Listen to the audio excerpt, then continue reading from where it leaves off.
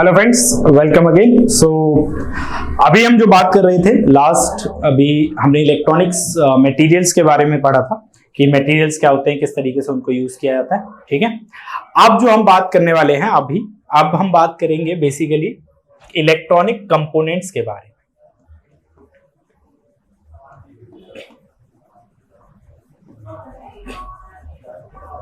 कि electronic components क्या होते हैं, कैसे यूज किए जाते हैं। ठीक है, देखो मैंने बोला मटेरियल्स का अपना रोल है, कंपोनेंट्स का अपना रोल है, सब मिला मिलू के, या आप ऐसा कह सकते हो मटेरियल से मिला के कुछ कंपोनेंट बनते हैं।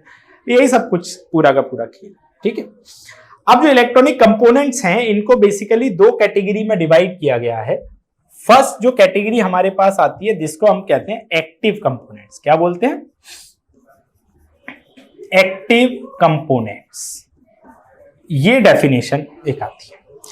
अब what are the active components? Active components होते क्या है, कैसे आप उनको डिफाइन करते हैं, कैसे मतलब उनके बारे में अगर बोलना चाहें तो बेसिकली एक्टिव कंपोनेंट्स क्या है कि that these are the components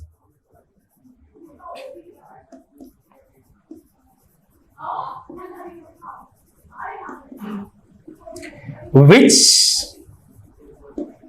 can raise the power of a weak signal। ये वो कंपोनेंट हैं जो किसी सिग्नल की पावर को या स्ट्रेंथ को बढ़ा सकते हैं, तो इनको हम क्या बोलते हैं? एक्टिव कंपोनेंट्स बोलते हैं। कौन कौन से होते हैं भाई साहब एक्टिव? तो एक्टिव कंपोनेंट जो हमारे पास आते हैं उनके एग्जाम्पल हैं डायोड्स, ट्रांजिस्टर्स, वैक्यूम ट्यूब्स,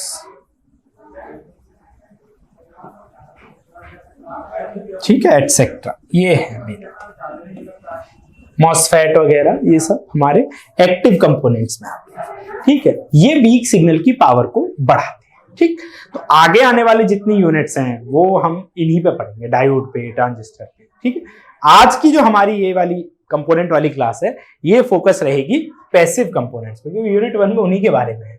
तो पैसिव कंपोनेंट्स दूसरा टाइप है इसमें। तो कंपोनेंट, इलेक्ट्रॉनिक कंपोनेंट दो कैटेगरी में बांटे गए हैं, एक एक्टिव, दूसरे पैसिव। अब पैसिव कंपोनेंट्स क्या हैं जी भाई साहब? तो पैसिव कंपोनेंट क्या है कि that they can not raise the power of weak signal. ये किसी भी वीक सिग्नल की पावर को तो नहीं बढ़ाते, but they help in circuit with active components. ये एक्टिव कंपोनेंट्स के सपोर्ट में यूज किए जाते हैं सर्किट में, तो इनको आप सपोर्टिंग कंपोनेंट कह सकते हो भाई साहब, है ना जी। ये क्या है बच्चों? सपोर्टिंग कंपोनेंट के लिए। ठीक, अब कौन कौन से होते हैं भाई एक्टिव कंपोनेंट? वो पैसिव कंपोनेंट। तो पैसिव कंपोनेंट में मेनली 3 कंपोनेंट आते हैं, रेजिस्टर, कैपेसिटर,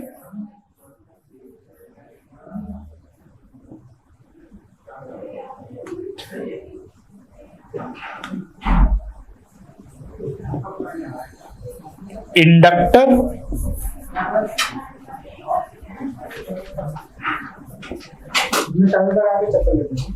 और इंडक्टर के अंदर मेनली जो हमें डालना है, ठीक है।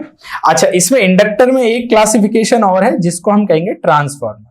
हालांकि ट्रांसफार्मर अलग लिखा हुआ है आपके सिलेबस में, बट ट्रांसफार्मर जो है वो इंडक्टर का ही टाइप है। ठीक, तो ये हमारे 3 कैटेगरी बनती है, ठीक, पैसिव कंपोनेंट्स। अब पैसिव कंपोनेंट्स को हम इसमें आगे डिटेल में स्टडी करेंगे। तो सबसे पहले बात करते हैं रजिस्टर की। ठीक है, चलिए।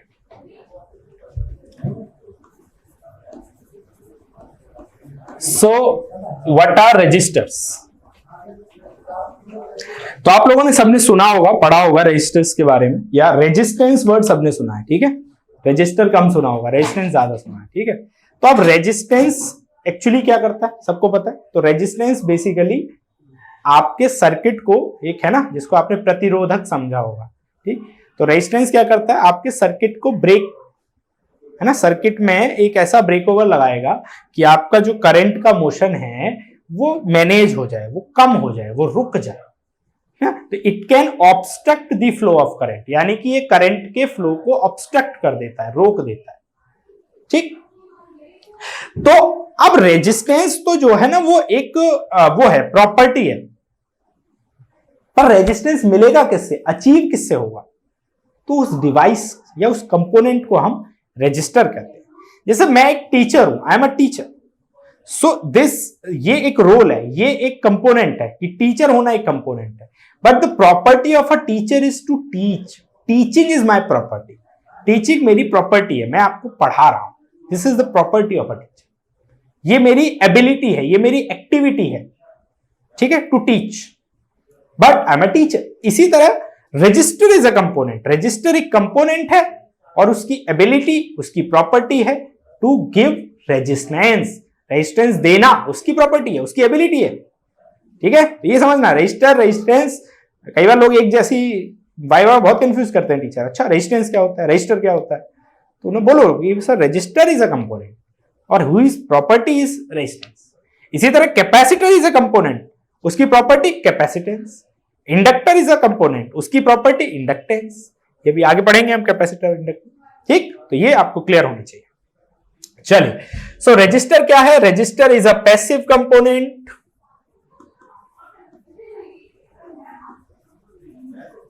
रजिस्टर एक पैसिव कंपोनेंट है विच ऑफर द रेजिस्टेंस, जो क्या ऑफर करता है, रेजिस्टेंस ऑफर करता है टू ऑब्स्ट्रक्ट, किस लिए, रोकने के लिए, to obstruct the flow of, obstruct the flow of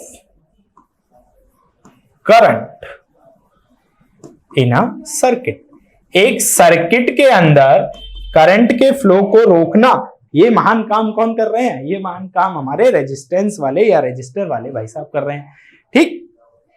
तो ये सबको पता हो गया। तो रजिस्टर यानी कि प्रॉपर्टी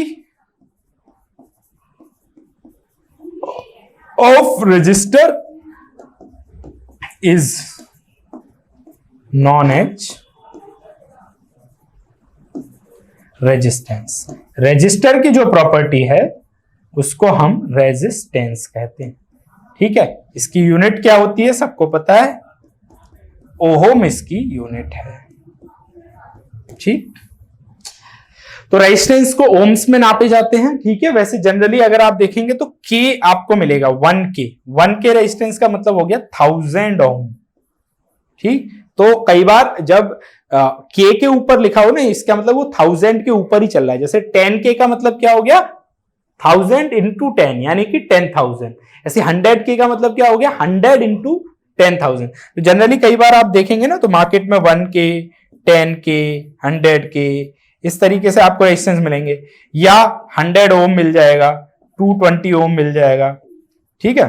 तो ये सब रेजिस्टेंस है जो मार्केट में आपको जनरली मिलेंगे, 100 ओम मिलेगा, 220 ओम मिलेगा, ये जनरल हैं जो सर्किट में यूज होते हैं। बट के अगर आपको मिलता है तो के का मतलब 1000 से उसको डिनोट कर देना है ना, जैसे 100 इंटू 1000 तो वो उतना बढ़ जाएगा, ठीक। तो ये रेजिस्टेंस है हमारे पास, ठीक। अब रेजिस्टेंस जो होते हैं इनके कुछ टाइप्स आते हैं हमारे पास, ठीक है।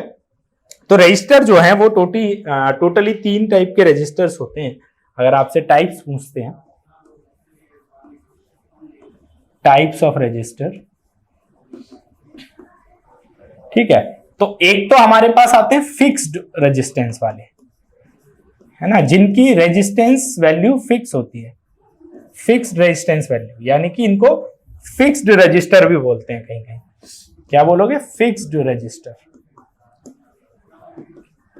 ये सब है फिक्स्ड। और एक हमारे पास आते हैं वेरिएबल रेजिस्टेंस वैल्यू, जिनमें आप क्या कर सकते हो, रेजिस्टेंस वैल्यू को वेरी कर सकते हो, जिनकी वैल्यू को चेंज किया जा सकता है, तो वो वेरिएबल वाले हैं, ठीक है। तो वेरिएबल में हमारे पास आते हैं रियोस्टेट आता है, पोटेंशियोमीटर आता है,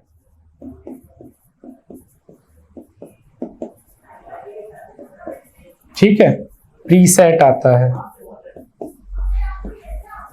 तो ये सब जो है हमारे वेरिएबल रजिस्टर्स होते हैं। वेरिएबल रजिस्टर का मतलब इनकी रेजिस्टेंस वैल्यू को चेंज किया जा सकता है।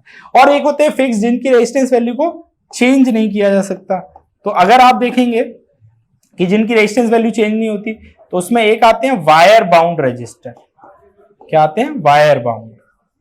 एक रजिस्टर आता है हमारे पास जिसको अपन कहते हैं वायर बाउंड रजिस्टर। एक रजिस्टर आता है जिसको अपन कहेंगे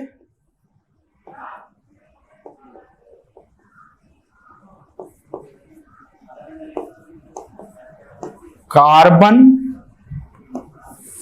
फिल्म रजिस्टर। एक कार्बन कंपोजिशन भी है पहले, कार्बन फिल्म से पहले एक है कार्बन कंपोजिशन।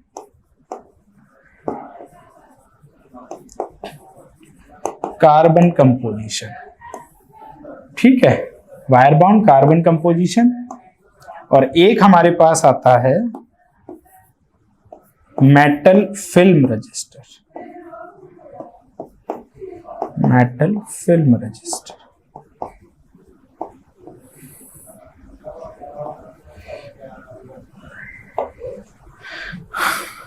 ठीक है।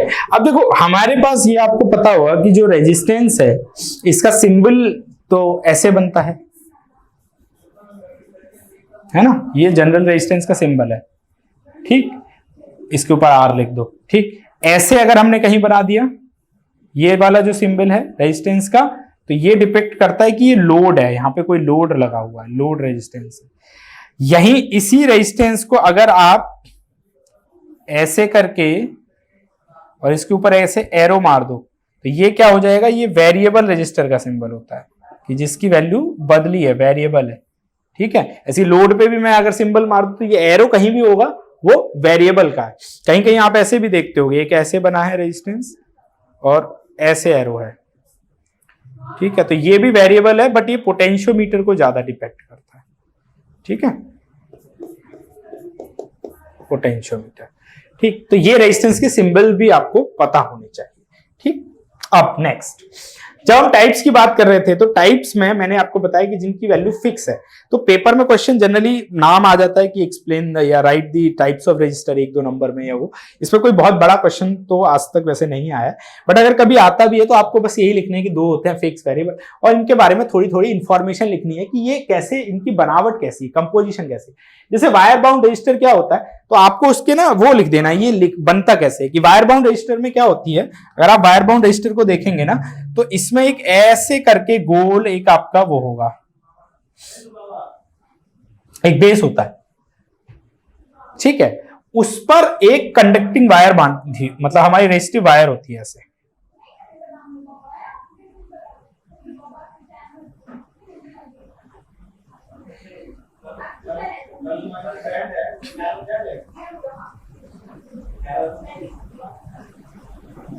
ये ऐसे वायर होगी, ठीक है। और ये जो वायर का पूरा है ना, ये इस तरीके से फिर ऐसे केसिंग में पूरा का पूरा मतलब अगर देखूं मैं से, तो ये ऐसे कवर होगा पूरा।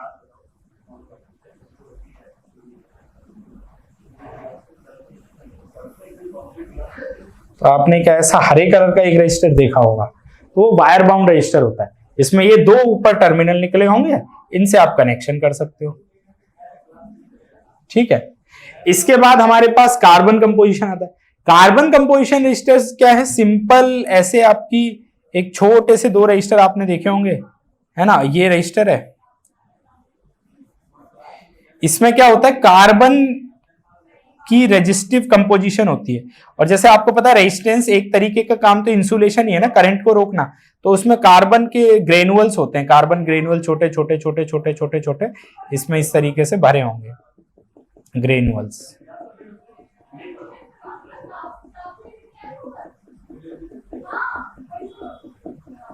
ऐसे, ठीक है। तो ये कार्बन कंपोजिशन रजिस्टर होता है। इसमें क्या होता है कि कार्बन का ही फाइन पाउडर्ड फॉर्म में कार्बन कंपोजिशन और उसमें एक दो मटेरियल और होते हैं इंसुलेटर, वो मिला करके एक वो उसमें फिल्म में भर के और वो ऐसे लगा दिए जाते हैं। और इसके ऊपर फिर क्या होती है, इनके ऊपर अगर आप देखेंगे ना तो इनके ऊपर यहाँ पे कलर कोडिंग ऐसे ऐसे ऐसे कलर कोडिंग की जाती है। वो कलर कोडिंग अभी क्या होगी वो मैं बताऊंगा आगे आपको।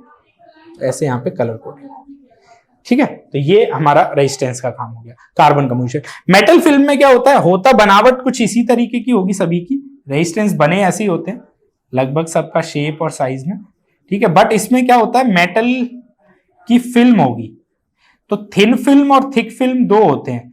तो रेजिस्टिव फिल्म है, जितनी मोटी होगी फिल्म उतना रेजिस्टेंस हाई होगा, जितनी कम होगी उतना ही रेजिस्टेंस लो होगा, ठीक है। तो इसमें जो होते हैं मेटल फिल्म में वो थिन फिल्म और थिक फिल्म रेजिस्टर बनाए जाते हैं, ठीक है। ये इनकी कार्बन कंपोजिशन की, ठीक है। तो इसमें जो है आप देखोगे ना तो इसमें मेटल फिल्म में थिन फिल्म और थिक फिल्म दो आते हैं, है ना। तो इसमें क्या होता है, एक इंसुलेटिंग मटेरियल है हमारा, उसकी कोटिंग करते हैं मेटल फिल्म में वैसे तो, ठीक है। जितनी फिल्म मोटी होगी उतना ही कंडक्शन रेजिस्टेंस ज्यादा होगा, है ना, और जितनी कम होगी उतनी। तो ये 3-4 टाइप है। ऐसी रियोस्टेट होता है। रियोस्टेट मतलब इनके बस आपको थ्योरी पढ़ना है, इसके मैं आपको वैसे नोट्स में भी दे दूंगा, नहीं तो आपको बुक में लिखा है इस पे, मतलब ये बहुत इंपॉर्टेंट इतना क्वेश्चन नहीं है, बस आपको ये पता होना चाहिए कैसे ये बने होते हैं, ठीक है।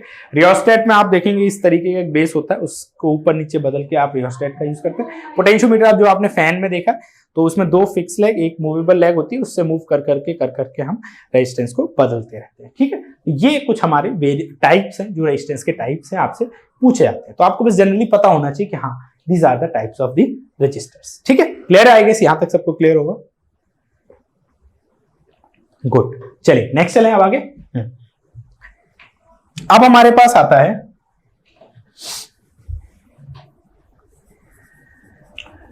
Colour coding of resistor. इस पे आपको अच्छा एक कई बार क्वेश्चन मिलता है। देखो अब रेजिस्टेंस की वैल्यू अगर आपको नापनी है कि भाई आपके पास कोई रेजिस्टर आ गया, उसकी रेजिस्टेंस वैल्यू नापनी है कि भाई कितनी रेजिस्टेंस वैल्यू है इसकी, तो उसके 2 तरीके, या तो आप मल्टीमीटर लो, मल्टीमीटर पे दोनों टर्मिनल ऐसे लगाओ और उससे आपको रेजिस्टेंस वैल्यू उसकी पता चल जाएगी, ठीक है। तो ये तो एक तरीका हो गया। दूसरा तरीका सीधा सीधा क्या कहता है कि आप उसके ऊपर कलर कोडिंग होती है, ठीक है। अगर आप अपनी लैब में जाएंगे देखेंगे वहां पे, यहाँ मेरे पास अभी तो नहीं पड़ा, नहीं तो मैं लाके दिखाऊंगा आपको। तो रेजिस्टेंस में ऐसे आपको वहां पे कलर कोडिंग दिखती है, उसके ऊपर कलर्स लगे होते हैं, ठीक है। और उन कलर से हम क्या करते हैं, रेजिस्टेंस वैल्यू निकाल सकते हैं, ठीक है। उससे हम क्या कर सकते हैं, रेजिस्टेंस वैल्यू निकाल सकते हैं। तो उसकी एक टेबल है, वो टेबल आपको याद रखनी है, तो मैं बता देता हूं आपको क्या है वो table. So this b Roy rate,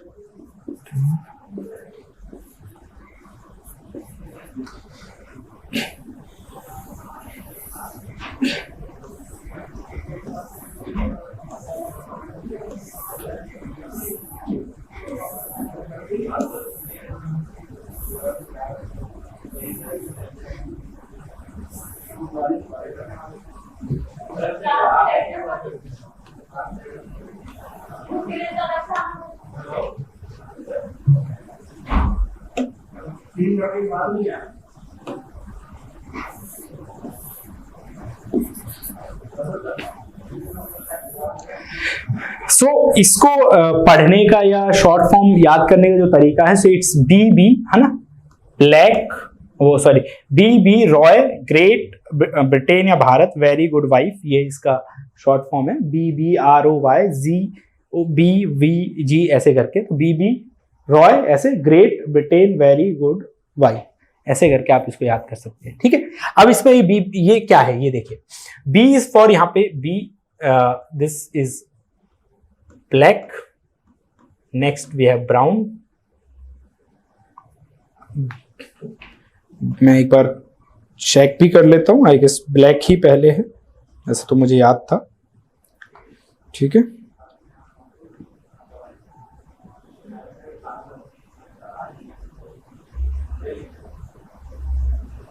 या सो ब्लैक पहले, सो ब्लैक ब्राउन, फिर रेड है, then R is for red, O for orange, Y for yellow, G for green, blue, violet, grey और देन व्हाइट। ये हमारे colour codes होते हैं, ठीक है। Black, brown, red, orange, yellow, green, blue, violet, grey, white, यही colour आपको मिलेंगे वहां पे। अब इनके सबके अपने अपने नंबर हैं, जैसे ब्राउन का, ब्लैक का 0, ब्राउन का 1, 2, इसका 3, इसका 4, इसका 5, इसका 6, इसका 7, इसका 8, इसका 9, ऐसे ये नंबर हो गए, ठीक है। ध्यान है भाई, यह नंबर हो गए। अब इसके बाद इनकी आती है मल्टीप्लायर, 10 टू द पावर 0, ये 1 हो गया, 10 टू द पावर 1, ये 10 हो गया, ये 10 टू द पावर 2,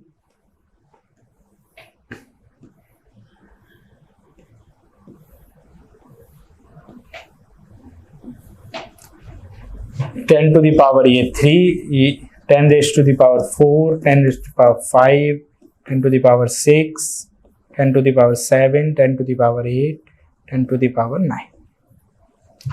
ये जो पहला वाला जो कॉलम है ना, ये तो आपका वैल्यू है।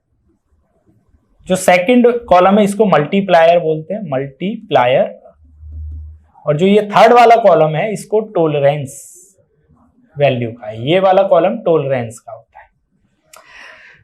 तो देखो B Roy, great Britain, very good, ये यहां तक ये जितने कलर थे 1 2 3 4 5 6 7 8 9 10, ये 10 कलर है यहाँ पे, ठीक है। ध्यान देना ये 10 वैसे सीरियल नंबर है, मेन नंबर इनके ये माने जाते हैं 0 1 2, वैसे 0 9 तक नंबर आता है, ठीक है। तो इस नंबर को चाहे आप याद मत ही रखो बस, नहीं तो फिर कंफ्यूज होगा कि ये 10 कहां थे, ठीक है। तो काउंटिंग यहां से याद रख लो, ये 9 है। इसके बाद यहां पे 3 और होते हैं, that is gold, silver, no colour.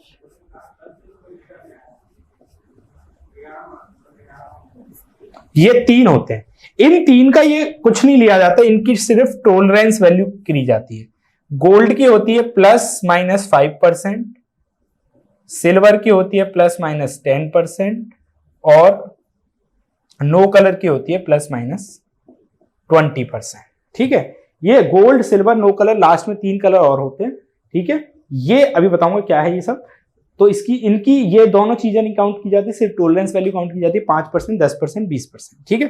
Gold की 5%, ठीक, उसके बाद 10% सिल्वर, और फिर है आपका 20% नो कलर। अब ये क्या होता है देखो, हमारे पास जब आप रेजिस्टेंस देखोगे ना, उठा के अपनी लैब में जाके देखना, तो आपको रेजिस्टेंस के ऊपर क्या होगा, जब आप रेजिस्टेंस देखेंगे तो इस तरीके का बना हुआ दिखेगा रेजिस्टेंस, ठीक है। इसकी पोलैरिटी तो होती नहीं है, ठीक। तो रेजिस्टेंस की जो है नो पोलैरिटी है, ये भी आप लिख लेना, इसकी कोई पोलैरिटी नहीं होती है, आप कैसे भी लगा दो इसको। तो रेजिस्टेंस की नो पोलैरिटी, ठीक। अब यहां आप देखना, इनके ऊपर ऐसे कलर बैंड बने होते हैं। कलर बैंड का मतलब है मेरा कि ऐसे एक बैंड होगा यूं, ठीक है, फिर एक बैंड होगा ऐसे, फिर ऐसे बैंड होगा, ये ऐसे 4 बैंड होंगे अलग अलग कलर के, ठीक है। और उनके बेसिस पे आपको ये बताना होगा कि भाई ये अब इसकी रेजिस्टेंस वैल्यू क्या है, ठीक है, इसकी रेजिस्टेंस वैल्यू क्या है इन बैंड्स के बेस पे। ऐसे 4 कलर के बैंड बने होते हैं, हर एक का कलर अलग अलग होगा, ठीक है। अब आप पहचानोगे कैसे कि भाई 4 कौन, मतलब इसको सीधा उल्टा कैसे देखना है या क्या वो देखना। तो इसमें ऐसा होता है कि जो 3 बैंड होंगे ना, वो थोड़े पास होते हैं, मतलब 1 2 3 थोड़े पास होंगे, एक थोड़ा हटके बनता है, चौथा बैंड, ऐसे होते हैं, ठीक है। ये जो चौथे वाला बैंड होता है ये बताता है टॉलरेंस की वैल्यू। ये चौथे वाला बैंड हमेशा टॉलरेंस के लिए होगा, और टॉलरेंस हमने बोली 3 ही की निकालनी है, एक गोल्ड की, एक सिल्वर की, या फिर यहां पे कुछ ना हो। नो कलर से मेरा मतलब है कि यहां कलर ही ना हो, 3 ही बैंड हो, चौथा बना हुआ ही नहीं है। तो अगर चौथा बैंड नहीं बना हुआ है, ध्यान रखना है, तो वो नो कलर में माना जाएगा, यानी कि 3 ही बैंड है। अगर 3 ही बैंड है तो इसका मतलब क्या है, नो कलर है। ठीक, अगर आपका रेजिस्टेंस था, ठीक है, और उस रेजिस्टेंस पे बैंड कितने हैं, 1 2 3 बैंड बने हुए, चौथा बैंड ही नहीं है। ठीक है, तो ये जो चौथा बैंड है, ये दिस इज नो कलर, वो नो कलर है। If fourth band is not there,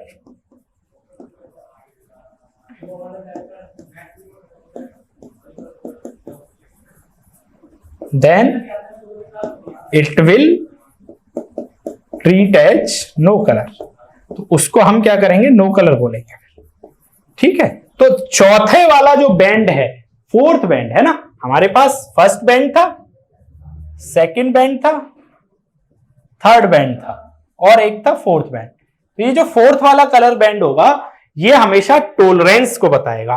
gold की टॉलरेंस कितनी थी, मैंने अभी आपको बताई, गोल्ड की टॉलरेंस है ±5%, सिल्वर की ±10%, नो कलर, अगर वहां कोई कलर ही नहीं है तो ±20%। तो इस तरीके से आपको जो है ये टॉलरेंस वैल्यूज को देखना है। ठीक, अब मैंने क्या बोला, फर्स्ट बैंड आपका क्या बता रहा है, फर्स्ट बैंड बता रहा है ये पहला और जो दूसरा है, यहां जो फर्स्ट और 2 है, ये दोनों बैंड है फॉर वैल्यूज, ये वैल्यू बताएंगे। जो थर्ड वाला बैंड होता है, ये बैंड होता है मल्टीप्लायर का। किसका होता है, मल्टीप्लायर, यानी कि जो थर्ड वाला कलर है वो मल्टीप्लायर की वैल्यू बताएगा। वो किसकी वैल्यू बताएगा, मल्टीप्लायर की। ध्यान रखना, पहले दूसरे बैंड हमेशा वैल्यू लेंगे, तीसरे बैंड का मल्टीप्लायर लेंगे, चौथे बैंड का टॉलरेंस लेंगे, ऐसे ध्यान रखना है। तो इसको समझिए कैसे, जैसे मानिए मैं आपको कहता हूं कि ये जो पहला कलर है ये रेड है, पहला कलर रेड है, दूसरा कलर ग्रीन है, तीसरा कलर ब्लू है, चौथा कलर गोल्ड है। ऐसे मानो मैंने ये 4 कलर ले लिए, पहला रेड, दूसरा ग्रीन, तीसरा ब्लू, चौथा गोल्ड। तो इसकी रेजिस्टेंस वैल्यू अगर हम लिखें तो देखिए कैसे लिखें। पहला रेड है तो रेड की वैल्यू, पहला फर्स्ट कलर है तो फर्स्ट कलर की वैल्यू लेंगे, तो रेड की वैल्यू क्या है, देखो 2, तो रेड की वैल्यू आ गई 2। दूसरा कलर क्या है जी, दूसरा कलर है ग्रीन, तो दूसरे कलर की भी हमें क्या लेनी है, वैल्यू लेनी है। ठीक, तो दूसरा कलर ग्रीन है, तो ग्रीन की वैल्यू देखिए क्या है, ग्रीन की वही वैल्यू है 5, तो ग्रीन की वैल्यू आ गई 5। तीसरा कलर है ब्लू, और ब्लू की हमें क्या लेनी थी, मल्टीप्लायर लेना है। ये जो थर्ड कलर है इसका हमें मल्टीप्लायर लेना है। ठीक है, तो ब्लू क्या है हमारा, ये, इसका मल्टीप्लायर ये है 10 की पावर 6, तो इसको लिख दो इंटू 10 टू दी पावर 6। और लास्ट वाले की लेनी है टॉलरेंस वैल्यू गोल्ड, तो वो होगी 5%। तो जो रेजिस्टेंस वैल्यू निकल के आई वो क्या आई, 25 इंटू 10 टू दी पावर 6 ±5%, इतने ओम। तो ये रेजिस्टेंस वैल्यू आ गई 25 mega ohm, 10 to the power 6 mega होता है, तो 25 मेगा ओम का ये रजिस्टर हो गया। ठीक है, 25 मेगा ओम, और उसकी रेजिस्टेंस वैल्यू होगी ±5%। तो ऐसे आपको रेजिस्टेंस वैल्यूज को निकालना होगा। आई होप ये समझ आया होगा, क्लियर हुआ होगा कि रेजिस्टेंस वैल्यू कैसे निकालनी। नहीं, चलिए एक एग्जांपल और ले लेते हैं, उससे और अच्छे से क्लियर हो जाएगा। ठीक है, सपोज कीजिए ये मेरा रेजिस्टेंस बनाया मैंने, ठीक है। अब इस पे कलर बैंड ही मैं कलर्स में ही ले लेता हूं। तो पहला कलर मैंने ले लिया मानो ऑरेंज, पहला कलर क्या है मेरा, ऑरेंज है, पहला कलर बैंड ऑरेंज है। दूसरा कलर मैंने ले लिया ब्लैक, दूसरा कलर बैंड, ये ब्लैक तो चलो दिखेगा ही नहीं, तो इसको ब्लू नहीं, पिंक ले लेते, पिंक है नहीं उसमें, रेड ले लेते। दूसरा कलर मैंने ले लिया जी रेड, दूसरा कलर बैंड है मेरा रेड। तीसरा कलर बैंड है मेरा ऑरेंज ले लेते हैं, नहीं ऑरेंज तो पहले भी ले चुके हैं, हाँ सेम भी ले सकते हैं वैसे। तीसरा बट मैं यहाँ पे ग्रीन ले लेता हूँ। है ना। अब आप ये बोलोगे ऐसा नहीं है कि सेम भी हो सकते हैं, जैसे तीनों ऑरेंज ऑरेंज ऑरेंज भी हो सकते हैं, तीनों ऑरेंज ग्रीन ऐसे भी हो, डबल भी आ जाते हैं, पर आपको बस ध्यान ये रखना है कि पहले दो कलर्स की वैल्यू तीसरे कलर का मल्टीप्लायर उठाना है, चौथे कलर का वो उठाना है। तो सेम सेम कलर भी कई बार आते हैं, और इसमें गोल्ड तो है नहीं, तो मैं ये ले लेता हूँ, थोड़ा सिल्वर जैसा दिख रहा है ये, तो ये मैं लास्ट में उठा लेता हूँ सिल्वर। ठीक है, तो ये हमारा रेजिस्टेंस का हमने पूरा एक रेजिस्टेंस बना दिया। अब देखिए इसकी रेजिस्टेंस वैल्यू निकालनी है। तो सबसे पहला कलर है ऑरेंज। पहला कलर क्या है हमारे पास? ऑरेंज है। तो पहला कलर ऑरेंज है, तो देखिए ऑरेंज की वैल्यू क्या है? 3। तो पहले कलर की वैल्यू हो जाएगी 3। दूसरा कलर है रेड। रेड की भी वैल्यू उठानी है, तो इसकी रेंज होगी 2, तो ये आ गया 2, 32। तीसरा ग्रीन। ग्रीन का क्या उठाना है आपको? Multiply 10 to the power 5। ठीक है, तो इंटू 10 टू द पावर 5 हो जाएगा ऐसे।